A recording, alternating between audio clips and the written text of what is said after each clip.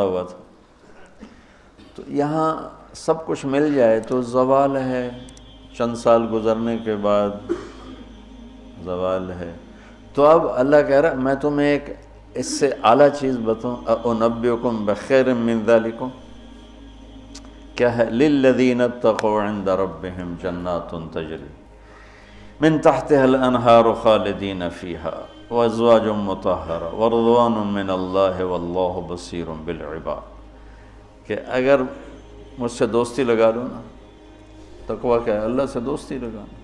اور تقویٰ کوئی ایسی آسمانی مخلوق نہیں ہے یا ایسی کوئی مشکل صفت نہیں ہے جو پیدا عام سے عام مسلمان تقوی والا ہو سکتا. آگے آئیں گی، میں وہ بتا رہا ہوں، بلکہ پہلے وہ بتا دیتا ہوں. کون ہے تقوی والے؟ اللہ جو یہ کہتے ہیں اللہ ہم تیرے اوپر ایمان لائے، یا اللہ ہمارے گناہ معاف فرما، ہمیں جہنم سے نجات عطا فرما. اور تقوی والے کون ہوتے ہیں؟ جو صبر کرتے ہیں، جو سچ بولتے ہیں، جو عبادت کرتے ہیں، جو خرچ کرتے ہیں، اور جو تہجد پڑھتے ہیں. لو یہ 4-5 باتیں ہیں، یہ کر لو تو آپ تقوی والے ہو. تو اس پر ملنے والا کیا ہے؟ جنات تجری من تحتها الانہار. انسان جب سے پیدا ہوا ہے اور جب سے پروان چڑھ رہا ہے اور نسل در نسل آئیڈیل لائف کی تلاش میں، 18ویں صدی میں جب سائنس نے ایک دم آنکھیں کھولی اور انسان نے کائناتی علم دریافت کیے، تو ایک شور اٹھا کہ اب خدا کوئی نہیں ہے، اللہ کوئی نہیں ہے. یہ سارا سسٹمیٹک سسٹم ہے. تو ہم نے مادی طاقتوں کا راستہ دیکھ لیا ہے، ہمیں کسی خدائی جنت کی ضرورت نہیں، ہم دنیا کو جنت بنا دیں گے.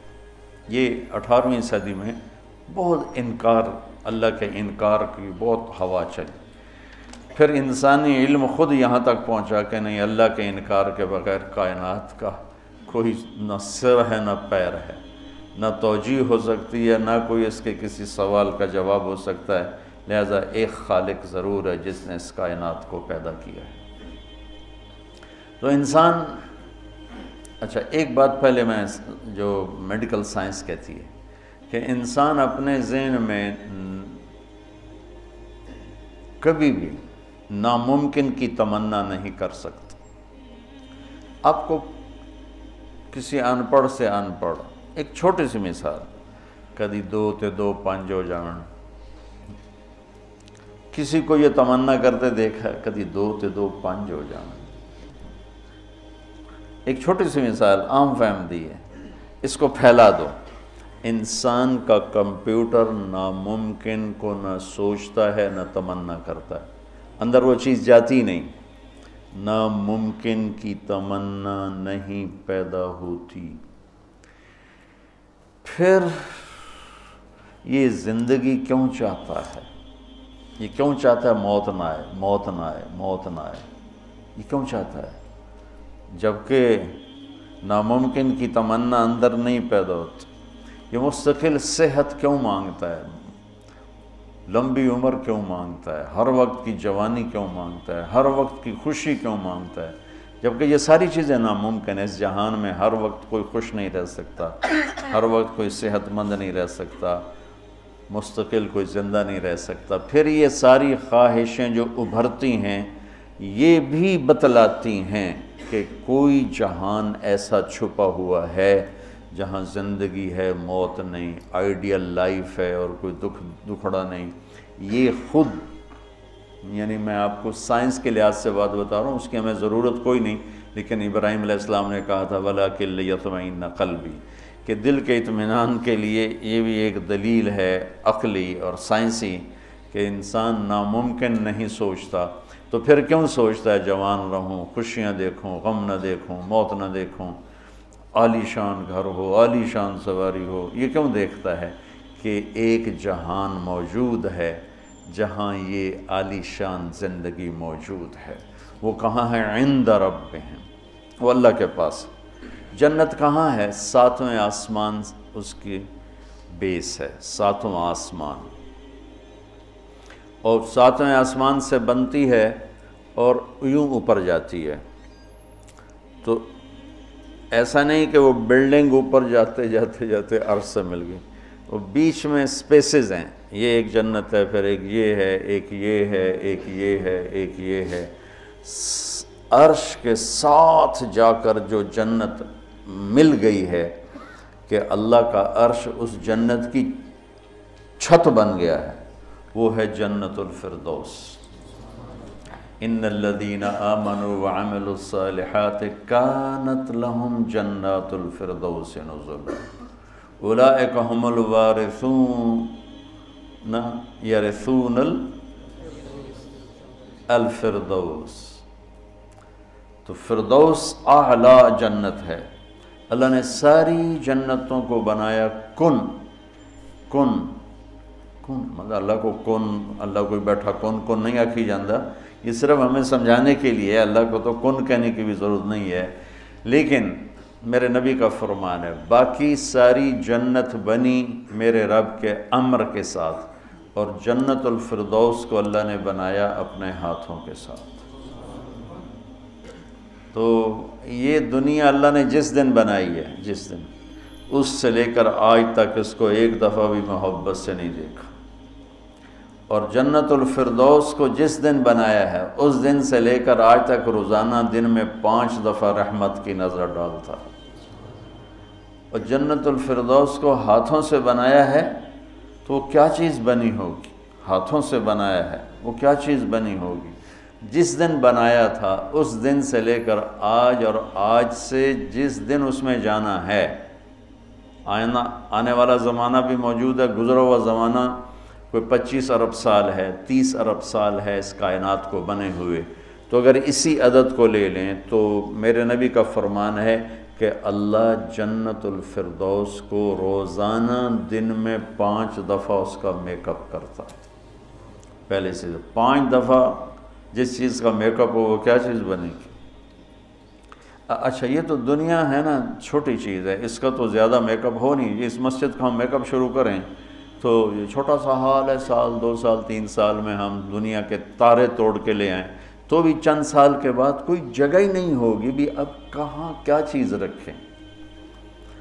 میں اس پہ حیران ہوتا ہوں، ایک لڑکی دلہن بن رہی ہے نا، تو وہ پارلر پہ اسے 1 گھنٹہ 2 3 4 5 6 7 8 لگا دو، اس کے بعد وہ کیا کریں گے؟ منہ ایڈا سارا، تو اب اس کے اوپر پورا ڈبہ تو نہیں ڈال دیں گے پاؤڈر کا، یا ساری سرخی اس کے منہ پہ مل دیں گے، تو وہ تو بھوتنی بن جائے گی بجائے دلہن بن۔ تو ایک لڑکی ہے، ایک لڑکا ہے، ایک گھر ہے، اس کی ڈیزائننگ ہے، اس کا میک اپ ہے، کسی کو چند گھنٹے لگیں گے، کسی کو چند سال لگیں گے، اور پھر ختم، کہ بس اس سے زیادہ نہیں ہو سکتا ہے۔ لیکن میں جب بھی سوچتا ہوں میں گم ہو جاتا ہوں، حیرت میں گم ہو جاتا ہوں کہ اللہ نے جنت الفردوس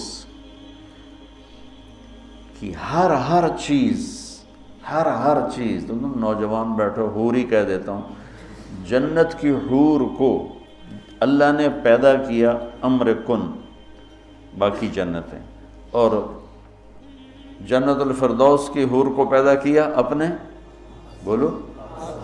ہاتھوں سے پیدا کیا۔ تو کن اور حادثے کا کتنا فرق ہے۔ پھر جس دن پیدا کیا تھا اس دن سے لے کر آج کتنے سال ہو چکے ہیں؟ 30 ارب سال سے روزانہ پہلے سے 5 گنا زیادہ اللہ اسے خوبصورت کر دیتا۔ تو کیا کرتا ہے؟ اور اس کے اندر میک اپ کو قبول کرنے کی کتنی کیپیسٹی ہے، کتنی طاقت ہے کہ وہ روزانہ پہلے سے 5 گنا زیادہ خوبصورت ہوئی جا رہی ہے۔ اس کی ایک چارپائی لے لو، ایک کرسی لے لو، ایک پتا لے لو، ایک تنکا لے لو، ایک مور لے لو، ایک کبوتر لے لو، ایک پانی کا دریا لے لو، شراب کا جام لے لو، سراہی لے لو، بستر لے لو، پردہ لے لو، پلنگ لے لو، گھوڑا لے لو، کوئی چیز جنت کی لے لو، ہرن لے لو، مور لے لو، کوئی چیز، ہر چیز کو اللہ پہلے سے 5 گنا زیادہ حسین، آج 5 دفعہ مکمل ہو گیا، کل آئے گا پھر 5 دفعہ پہلے سے زیادہ حسین۔ 30 ارب سال سے جس چیز کا میک اپ ہو رہا ہو اور آئندہ زمانوں میں بھی اس کا ہونا ہی ہے، اور میک اپ کرنے والا بھی اللہ ہو تو وہ کیا چیز بنی ہوئی، کیا چیز ہو؟ اور دنیا کو جنت بنا بھی لو تو موت کا کیا کرو؟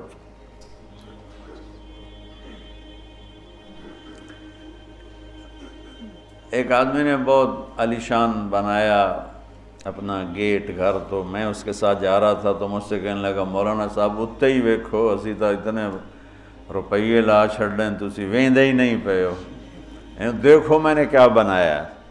تو مجھ سے کہنے لگا مولانا صاحب اتنا ویکھو تو میں کتنے پیسے لائیں تے کی بنا دیتا ہے۔ تو میرے بولنے سے نا پہلے خود ہی بول پہ پر مصیبت ہے مر جاونا ہے چھڑ جاونا ہے، ساتھ ہی پر مصیبت ہے مر جاونا ہے چھڑ جاونا۔ میں کہا بھائی ہون دس تو آپ ہی دس دیتا ہے، میں نے ویک کی کرنا، تو کیا علاج کرنا؟ نوشیروان کے پوتے خسرو پرویز نے محل بنایا 11,000 پلر پر، 11,000 ستونوں پر محل بنایا، اور 10 سال نہیں رہ سکا اس میں، اور وہ محل زیر و زبر ہو گیا۔ کیسر نے شکست دی اور محل کو آگ لگا دی۔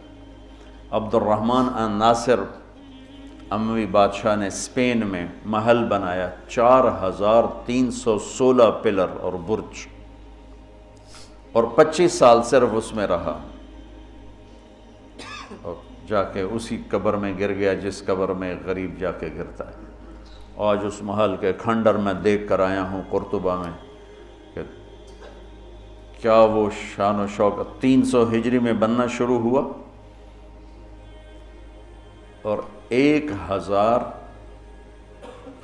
خچر سامان ڈھونے کے لیے اور 10,000 مزدور مستری راج اس پہ کام کرنے کے لیے، چونکہ اس مینول کام تھا سارا، مشینی کام تو تھا نہیں، اور پوری دنیا سے سونا چاندی ہیرے لائے گئے، اور مختلف جگہ پہ پارے کے تالاب بنائے گئے سورج کی گردش کو سامنے رکھ کر، کہ پارا چونکہ ٹکتا نہیں، یوں کرتا ہے تو سورج کی شعائیں اس پر پڑتی، اور جب وہ پارا ڈانس کرتا تو شعا بھی ڈانس کرتے ہی اوپر جا کے محل پہ پڑتی، تو پورا محل یوں رقص کرتا ہوا نظر آتا تھا، یوں سارا محل جھومتا نظر آتا تھا۔ اتنا اس اللہ کے نیک بندے نے تباہ کیا پیسہ قوم کا، اور ٹوٹل 25 سال، اب 350 میں وہ مر گیا، اور اس کی سوانے میں لکھا ہے 50 سال میں نے حکومت کی اور ہر دشمن کو زیر کیا، لیکن میں نے اپنی خوشی کے دن گنے 50 سال میں تو صرف 14 دن تھے، صرف 14 دن۔ تو اب اس کا کیا علاج ہے کہ آپ نے سب کچھ بنا لیا، موت کو بھگاؤ۔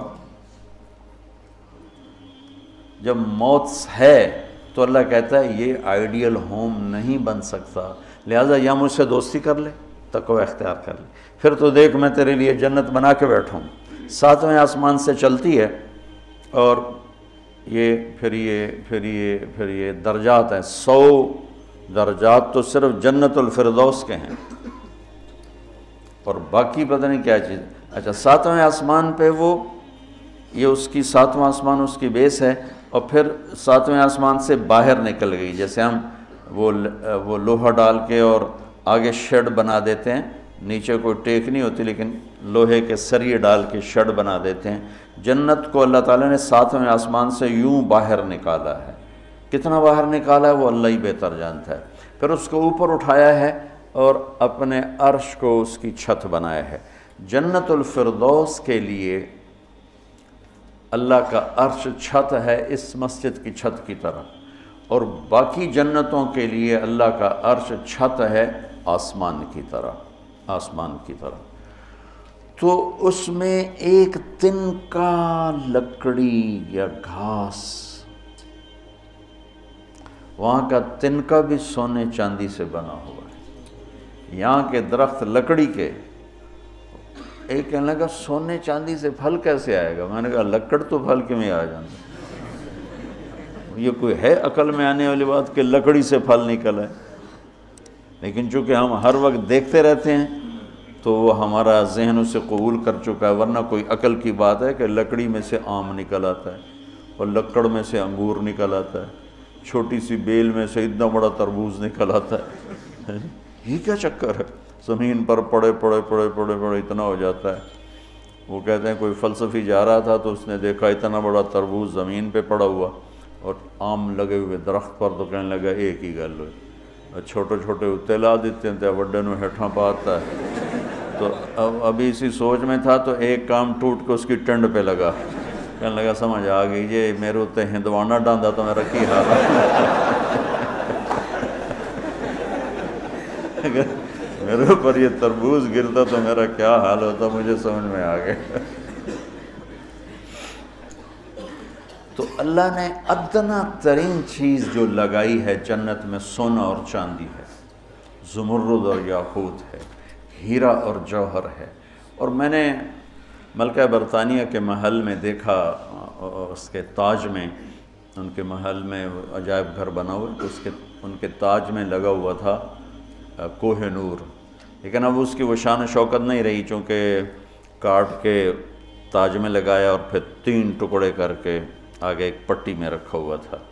یہ پورا جب ہیرا تھا تو دیوگری جنوبی ہند کی ایک ریاست تھی، اسے علاؤ الدین خلجی نے فتح کیا۔ تو جب مال غنیمت کے لیے خزانے کا دروازہ کھولا گیا تو اس میں یہ ہیرا پڑا ہوا تھا۔ تو علاؤ الدین خلجی کے منہ سے بے ساختہ نکلا کوہ نور، یہ تو نور کا پہاڑ ہے، تو اس سے اس ہیرے کا نام ہی کوہ نور پڑ گیا۔ تو پھر جب انگریزوں نے فتح کیا ہندوستان کو تو پھر ملکہ برطانیہ کے لیے اسے جہاز کے ذریعے سے وہاں لندن پہنچا دیا گیا۔ یہ دنیا کا سب سے بڑا ہیرا تھا، ہو سکتا ہے اب اس سے بڑے ہوں، لیکن جنت کے کسی بھی لباس میں، تاج میں، گلاس میں، سراہی میں، میز پر، کرسی پر، بستر پر، مسیری پر، پلنگ پر، دروازے پر، کھڑکی پر جو موتی ہیرے جڑے ہوئے ہوں گے، اس میں سب سے چھوٹا موتی یا ہیرا یا نیلم یا زمرد یا پکھراج، جو بھی تم نام لے لو جو آج دنیا میں قیمتی پتھر پائے جاتے ہیں، اس کو لا کر یہاں ٹیبل پر رکھ دو، وہ اتنا سارا ہو تو میرے رب کی قسم یہاں سے آسمان تک روشنی پھیل جائے گی اور خوشبو پھیل جائے گی۔